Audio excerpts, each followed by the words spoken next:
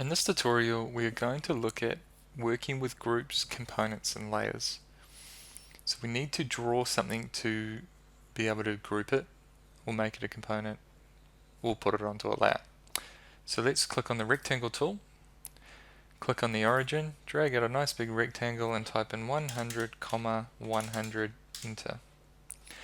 If your rectangle or square is too small, click on zoom extents, or if it's too big, vice versa, click on zoom extents, and that will then make it fit the page. Next, what we can do is go straight to a isometric view, like a 3D view, and you can see that obviously the perspective is turned off, so go to camera and turn on the perspective. Once you do that, click zoom extents again, so that we have our model showing. Now we can go to the push-pull tool, click on that, click on the surface, bring it upwards and type in 100 also. And spacebar once you're done so that you don't accidentally keep push-pulling the model. So first off, let's just talk about why we would want to use a group or a component. So we have a cube here, and let's say I draw a rectangle on that. And for argument's sake, I want to move this rectangle away from the cube. So if I get the select tool, click on the surface, then get the move tool and try and then move that off the object, you can see that it's got stuck onto it. So that can be helpful if you want it to be stuck to it, but it can also be very annoying when you're trying to model something and things are sticking to one another. So for example, when I very first started with SketchUp, I drew a house, and let's say I had some walls, and in the walls I drew a window, and then I was asked to move the window, but it was attached to the walls. So it quickly got very frustrating trying to edit models when you did not use groups or components. So to make a group, all you need to do is drag a selection around the object. So select the object either from left to right or triple click. Then right click on it and make it a group. There is also the option to make make a group quicker by using a shortcut. So if you go to Window Preferences, Shortcuts, we could type in the filter make group, and you can see there it finds the tool, edit make group, so we just press G for make group, and it says that something else is already using that, so we'll go yes. Then we could say make component, so make C, find the component, and we'll make that feature Alt G, and then click on add, and then press OK. So if I was to draw another cube over here, 100, 100, enter, push-pull tool. If I double-click on that surface with the push-pull, it should remember it. It went the other way. So we'll try that again. We'll go undo. So up here we'll go undo. And we'll just click on the surface, drag it upwards, and if we come over to the right here, we can touch the other block and it will match the same height. Or you just type in 100. So if you get the space bar, triple click on the object, press G, it's automatically made it a group. So if I want to now edit a group, I could get the select tool, double click on the group, and you can see the little dashed lines appear, and the object that I wasn't editing, or am not editing, it goes grey. And earlier when we were setting up SketchUp, in the setup tutorial, we looked at creating a shortcut which is called Hide Rest of Model. If you haven't created that shortcut, go to Window, Preferences, Shortcuts, in the filter type Hide Rest, and you'll find the shortcut Hide Rest of Model, and assign H to that function or that feature, and then press OK. So H is really cool. It allows us to hide anything away apart from the object that we're working on when editing a group. So I'm in Edit Group, press H, and whatever's not in the group hides away. So it's a nice way of knowing that you're actually editing the group. So now I could get, for example, the push-pull tool, click on the surface, drag it out and type 100 and enter, and the bounding box expands. Click on the select tool, then I could click away from the box and it will close the group. So with the select tool, double click to edit the group, one click away to close the group.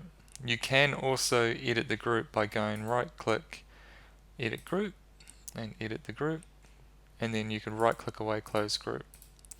But I find it easiest to use the select tool, double click on the group, one click away, close this group.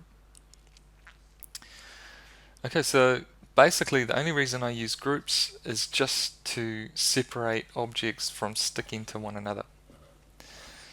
The next thing we're going to look at is components and when to use components. So my rule of thumb is if you ever need to use the same object more than once in a scene, make it a component. A component is just like a group. The only difference is that they're linked. So the groups are linked. Or sorry, the components are linked. So if you change one, it will change the other. There's no point making a duplicate object in your model and then having to change one and it not updating the other one, because then you just need to recopy it and replace it again. So let's get the rectangle tool one more time. Let's just draw a shape. Doesn't matter what it is. I'm going to select this object, so there's a number of ways I can do it. Let's just drag from left to right. And another great reason of using groups and components is if I try and select that object, and I know that I'm selecting the thing in the background or the other object in the background, but since it's a group, it doesn't select it. And also, since it's a group, if I drag from right to left and just cross it with the selection tool, it picks it up. So that's handy when you want to select objects. So let's select this cube, right click on it and make it a component, and you can give your component a name. You can also assign attributes like the price of the object, the size, a URL to that object, and we want to make sure that replace selection with component is ticked. Okay, so we've now made a component. So let's now make a copy of this component. So if you click on the move tool while the object's selected, if your object isn't selected, click on it once, then with the select tool. So click on it once with the select tool, click on the move tool, and then you can start a move. So if I click and start moving the object, you can see it's just moving it. But if you press Control while you're moving it, it then creates a copy. So if you press Control again, it's move. One more time, you're making a copy. So let's do that one more time while it's selected. Click on the object, press Control, and then move it to the side. So we now have 3 of the same component. So now with the select tool, if you double click on a component, we could press H so we hide away the other objects. We could press the push pull tool, push pull the surface downwards, and you can see that it's now editing all 3 components. If I press H again, you can see it will bring back the other objects, and I can then align the top of the surface with the other groups.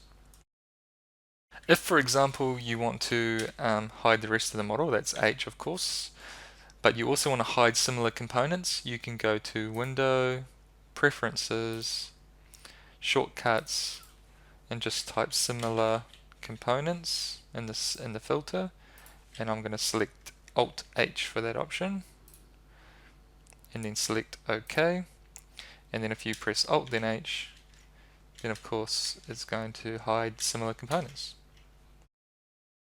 So usually I use H and Alt H quite regularly. If you want to convert a group to a component, you can easily just right click on any group and make it a component. Give it a name, and again you can add advanced attributes. This feature is new to 2018.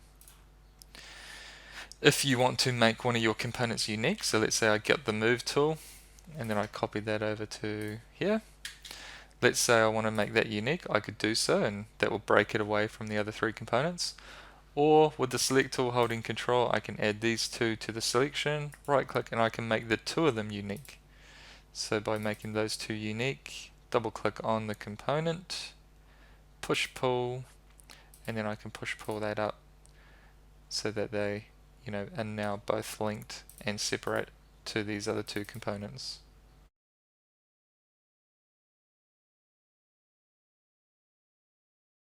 Okay, so that's grouping components. Just to recap, you can make a group by selecting anything, right clicking on it and making it a group.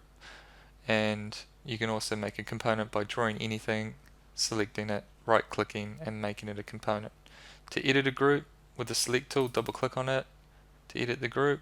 While in the group, press H and you hide everything away. Press H again and it brings everything back. Click away from the group and that closes the group. Same for components, double click on the component, edit the component, go back to the select tool and click away from the component to close the component. So now we're going to look at layers. So the only real reason I use layers personally is for visually turning things off. So for example, if we had a house and we had the foundation, then we had the walls, and we had the roof. The only reason I would use a layer is to, for example, turn the visibility of the roof off so I can see inside the walls. I only use it for visual purposes. So something might be obstructing my view, I put it on a layer so I can turn it off. Otherwise, with that H key and editing a group, you can isolate the object that you want to work on very easily just by using groups or components. So let's test out creating layers. So when you're working with SketchUp, it's not like traditional CAD. You always want to work on layer 0. So that little black dot that's at the start of layer 0 never needs to move. In traditional CAD, you had to select which active layer you wanted to draw on for it to be drawn on that layer.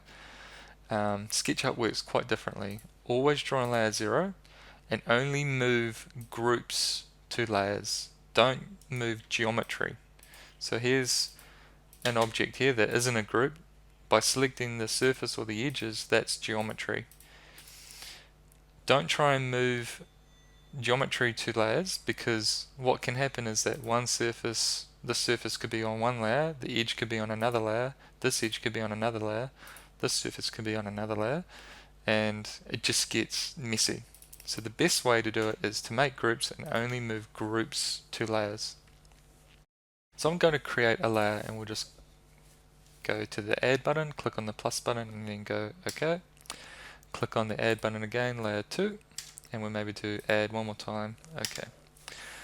So I've got 3 layers that I want to use for putting my objects onto. So if I click on my first layer, our first object, you can see up here we've got a layer toolbar. This object is on layer 0. So if I click on the drop down, I now have the option to move the group to the layer that I want to. So layer 1. Let's click on the next object, says layer 0, move that to layer 2. Click on the next object, layer 3. So now, to test if I've done that correctly, I can then uncheck layer 3. Yep, that object disappears. Layer 2, that disappears. Layer 1, that disappears. So the reason why that works well is because everything was drawn on layer 0. So when I drew my rectangle and then extruded it, the contents of the group is on layer 0. Once I close the group, I only move the outside or the group to the layer. So when I turned off the layer, the visibility, everything inside of it turned off with the exterior object or the group. So if you just follow that rule of thumb or that procedure, draw everything on layer 0, make it a group first, then move it onto a layer, you can't go wrong. It will work every time.